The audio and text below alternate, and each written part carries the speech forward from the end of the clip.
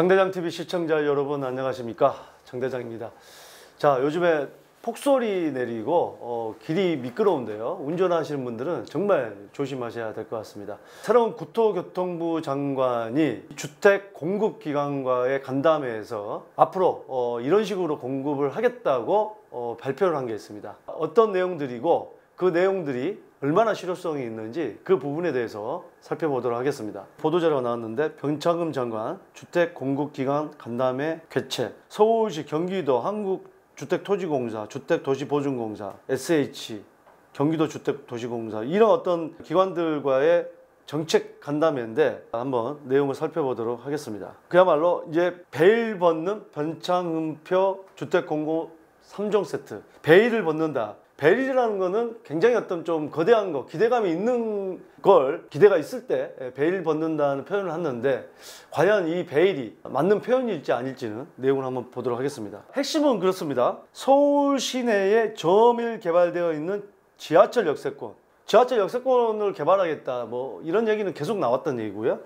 또 중공업지역, 이 중공업지역에 대한 얘기도 계속 나왔던 얘기입니다. 조금 이제 하나 추가된 거는 저층 주거지 등을 효과적으로 활용하겠다고 하는데 이게 세 가지가 3종 세트가 핵심입니다. 자, 한번 구체적인 내용을 보도록 하겠습니다. 저밀도 개발지역 규제 확 푼다. 자, 저밀도 중공업지역 개발 자금은 시동을 걸었다. 국토부가 7일부터 민관합동 중공업지역 순환정비사업 공모에 착수한 것이다. 중공업지역의 순환정비사업 공모에 착수를 했다. 자, 어떤 공모인지 한번 보도록 하겠습니다. 이 사업은 서울 내 공장 비율이 50%가 넘는 3,000제곱미터 이상 중공업지역 용지가 대상이다. 서울 시내 공장 비율이 50%가 넘는, 그러니까 뭐 강당권에서 아주 가까운 곳은 뭐 성수동도 있을 것이고 영등포 뭐 물레동이나 뭐 이런 지역도 있고요. 또 구로구, 영등포구, 성동구가 이제 대표적일 텐데 3,000제곱미터, 그러니까 평수로 따지면은 1,000평이 조금 안 되는 거 이상의 용지에서 그 용지의 공장 비율이 50%가 넘는 게 대상이 된다. 중공업 지역 내 노후 공장 부지를 산업과 주거와 복합 공간으로 바꾼다는 게 핵심이다. 사업에 참여하는 토지주 등은 각종 인센티브를 받는다.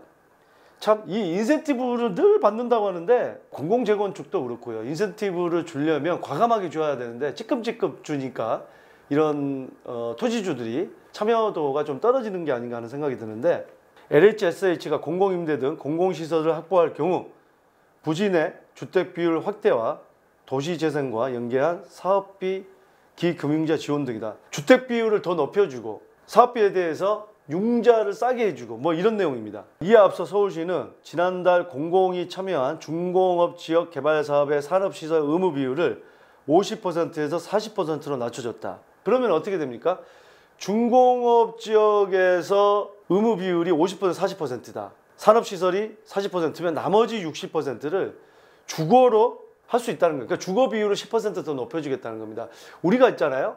상업지역이나 중공업지역이나 가장 큰 관건은 주거 비율을 높여주면은 이건 좀 사업이 빨리 갈 수가 있습니다. 그 이유는 가장 선호하는 게 주거죠. 상가나 어떤 그 공업지, 이 중공업지에서 뭐 우리가 지금 일반적으로 이 산업시설 같은 경우는 분양하기가 상당히 어렵습니다. 그렇기 때문에 사업 주체가 수익성이 떨어질 수 있고 분양의 리스크가 있기 때문에 쉽지 않은데, 주거 비율을 높여지면 높여질수록 사업 주체가 사업을 좀 하고 싶어하고 빠르게 갈 수 있는 그런 장점이 있습니다. 국토부는 다음 달 말까지 후보지 서너 곳을 선정하고 2020년까지 주택 7,000채를 확보할 계획이다.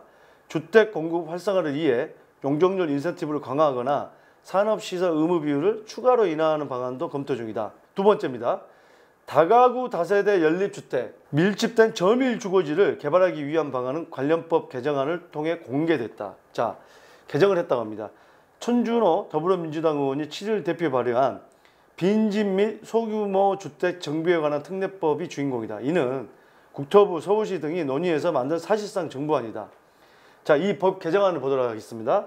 법 개정안에 따르면 LH, SH 등 공공이 참여해 사업을 이끌게 하면서 용적률을 법적 상한의 120%까지 높여주되 늘어난 용적률의 20에서 50%는 공공임대를 지어 기부 체납하는 게 핵심이다. 그러니까 2종 일반 주거 지역이 있고요. 우리가 이제 그 다세대나 이런 지역이 보통 보면은 2종이다, 3종이다.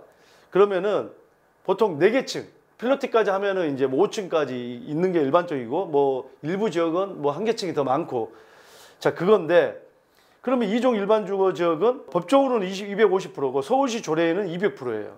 근데 법적으로 이거를 120%까지 늘려준다. 그러면 20%가 늘어나는 거기 때문에 300%까지 용적률을 높여주는 거고, 3종은 360%까지 높여주는 거예요. 높여주는 건 좋은데 이 용적률의 공공임대를 20에서 50%다. 그러면 결국에는 또 주차 대수, 이게 또 문제이긴 합니다만 그런 것도 당연히 완화를 시켜주겠죠. 예. 또 건축 규제도 공공참여형 가로주택 정비사업에 준한 수준으로 대폭 완화한다. 2종 일반 주거지역의 층수 제한은 7층에서 15층 이하로 확대한다. 지금은 이제 서울시 조례로는 7층이었는데 15층까지 지을 수 있도록. 다른 공공참여형 사업처럼 분양가 상한제도 적용되지 않는다. 이거는 용적률도 더 주지만 분양가 상한제를 적용을 하지 않는다. 소규모 주택정비사업은 대지면적 10,000제곱미터 미만에 200채 미만이면서 노후 불량 건축물이 3분의 2 이상인 곳이 대상이다. 노후 불량 건축물. 참 이게 애매합니다. 노후 불량 건축물. 그렇기 때문에 일단은 면적은 10,000제곱미터 미만이기 때문에 3,000평 미만이면서 총 규모가 200채 미만이면서 노후 불량 건축물이 3분의 2 이상. 그러니까 노후도가 3분의 2 이상이다. 이것도 뭐 정확한 기준이 있어야겠습니다만 쉽게 얘기해서 3분의 2 이상 정도면은 거의 뭐 재개발에 준하는 수준 정도가 되지 않을까 하는 생각이 듭니다. 역세권 활용 방안은 지하철 역세권 반경을 현행 350m에서 500m로 확대하고 역세권의 평균 용적률을 160%에서 300%로 약 2배 이상 늘려주는 방안이 유력하다고 합니다. 현재 서울 시내 역과 역 사이의 평균 거리가 1km이므로 지하철 노선 주변부 대부분이 후보지가 될 수 있다. 그렇겠네요. 역과 역 사이가 1km면 한 역에서 500m까지면 역과 역 사이는 대부분이 지금 해당이 되는 것 같습니다. 그러면은 이게 이제 발표는 했는데 발표를 하면 되게 좋아요. 근데 이게 추진이 잘 안 되면은 세부적으로 들어가다 보면 이유들이 다 있거든요. 그럼 어떤 문제가 있는지 한번 보도록 하겠습니다. 정부의 이 같은 공급 확대 방안에 대해 대체적으로 현실화되기까지 넘어야 할 산이 많다고 입을 모으고 있다. 자, 어떤 부분이 문제냐? 대상지가 대부분 개인 소유여서 이들을 정부 의대대로 끌고 가는 과정이 까다로울 수 있다는 분석이다. 자, 그렇죠. 공공재건축, 공공재개발. 공공재건축 힘든 게 뭐죠? 인센티브를 임대나 이런 비율도 대폭 확대했지만 임대가 많아지는 걸 싫어하는, 아무래도 아파트 가격이 높은 지역이 있어 그거는 어렵습니다. 그 공공재개발은 지금 70군데가 사업자 공모에 신청을 했고요. 이 가운데서 이제 선정을 할 텐데 공공재개발 같은 경우는 너무 낙후돼 있거나 이대로는 안 되는 지역들이 이제 한번 움직여보는 그런 차원들이 많습니다. 그런데 이렇게 개인 소유가 많은 데는 그만큼 정부 의도대로 끌고 가기 힘들다는 거죠. 확실한 당근이 있지 않은 이상. 자, 대표적으로 중공업 지역의 경우 영세 사업자들이 밀집해 있어 이해관계를 조율하기 쉽지 않다. 자, 무슨 얘기입니까? 우리가 재개발 지역에서요, 상가가 많은 지역들은 거의 진행이 안 되는 경우가 많아요. 그 대표적인 게 한남 1구역이었죠. 이태원역에서 가까운. 상가는 세입자나 이 또 임대업자들도, 상가 주인들도 몇 년 동안 임대 수입이었기 때문에 사실상 재개발로 가기 힘듭니다. 그게 대부분의 어떤 재개발 지역이 그래요. 마찬가지로 중공업 지역도 영세 사업자들, 옛날부터 초공성하고 이런 분들이 아직까지 있는 것도 많아요. 땅값 많이 올랐는데 부자 아니냐? 그거 똑같습니다. 지금 1주택자들한테도 집값이 많이 올랐는데 집 팔고 다른 데 가면 되지 않냐? 그 삶의 터전을 몇십 년 동안 살았던 삶의 터전을 그거를 팔고서 다른 데로 움직인다. 그건 쉽지 않습니다. 생각보다.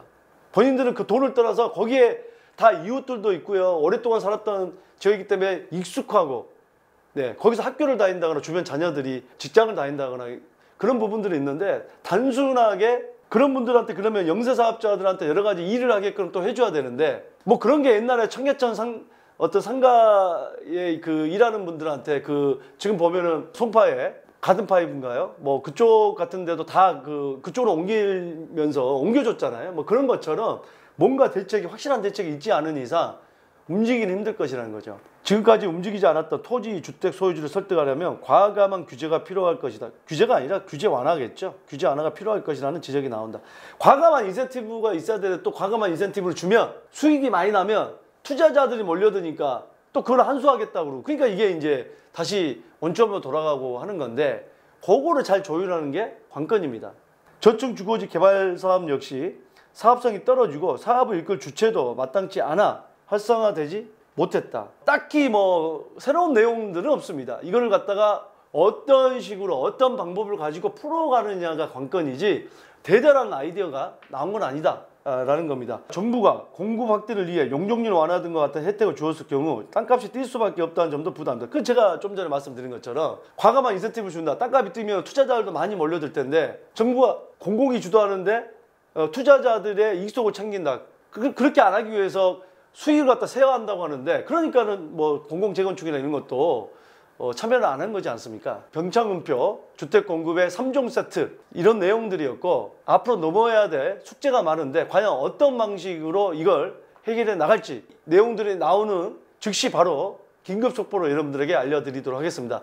자, 여러분들의 많은 고민 들어오고 있는데, 하여튼 이 부동산 뉴스는 매일 보시고 여러분들의 어떤 자산 증식, 자산을 지키는 데 있어서 손해보는 일이 없고 더욱더 윤택한 삶이 기다릴 수 있도록 최선을 다해야 될 것입니다. 우리 장대장TV는 여러분들의 고민 해결을 위해서 최선을 다하도록 하겠습니다.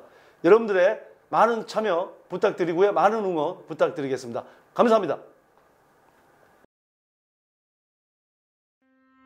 자, 둘 중에 시청자님께서는 어느 쪽에 더 끌리신가요? 그래도 이쪽이 조금 더 유리할 것으로 보여집니다.